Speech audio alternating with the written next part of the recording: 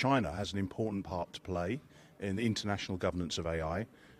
With huge technological capability, many people working on sophisticated products and services. So it's important that China is central to that process, along with the European Union, the US and so on. At the base level, working together on international standards, ISO, IEC international standards, for example, the 42001 management standard for AI, that's a really important standard. And so we see that as an important thing to try and harmonize that across the markets. The World AI Congress is incredible with China.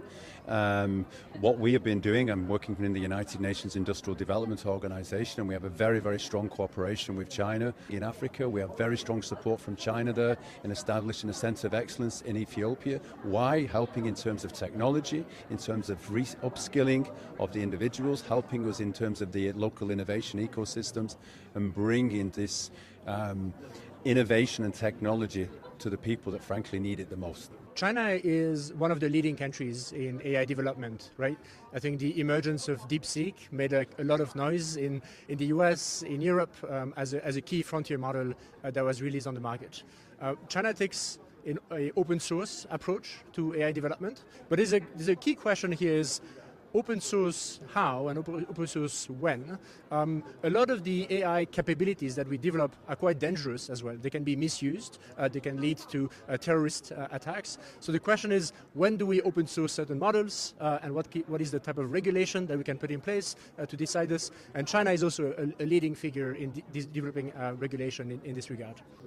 Came here because China is a reference of technological development for us, and China can help us very much in reaching high maturity, technological maturity with smart cities, AI applied to smart cities, to the smart cities concept.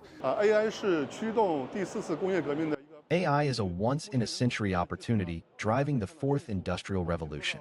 With rapid updates, sometimes daily, AI is fueling an upward cycle of innovation and industrial upgrade. China is advancing core R&D, turning cutting-edge AI into real-world solutions that integrate tech and industry innovation. It's very clear. I can see almost 80% or 70% of the interactions in the exhibition, in the forums, is in English. Pretty international. It's very clear China wants to go international and everybody's collaborating. This year, there is about 800 companies. I think I've heard 30% increase from last year. If anybody wants to experience AI in China, they have to come and experience, see, feel, hear, and let's collaborate with our respective countries.